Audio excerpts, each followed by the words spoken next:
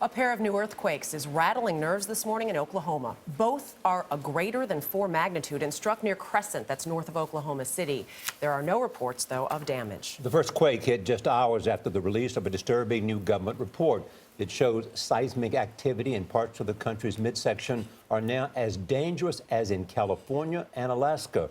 For the first time, government scientists are including man-made quakes on their earthquake hazard map. CBS News science and futurist contributor Michio Kaku is a physics professor at the City University of New York, and we're pleased to have him this morning. Good morning. Morning. So Oklahoma could be like California. That's right. Ground zero could be Oklahoma, Kansas, Texas, Colorado.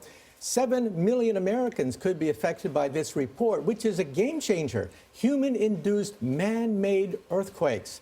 The number of earthquakes in the area has gone up by a factor of 100. From just a handful per year to 1,000 just last year in Oklahoma alone. Why? What's happening? Well, first of all, the good news. The good news is that we could all enjoy the falling oil prices. Oil is like less than $40 a barrel. That's a game changer in foreign affairs. But the bad news is the injection of wastewater, a byproduct of oil exploration. The injection of wastewater into the ground helps to lubricate the fault lines and expand them by overpressurizing them. And that, we think, is causing this sudden rash of small earthquakes, up to 5.6 in Oklahoma and elsewhere.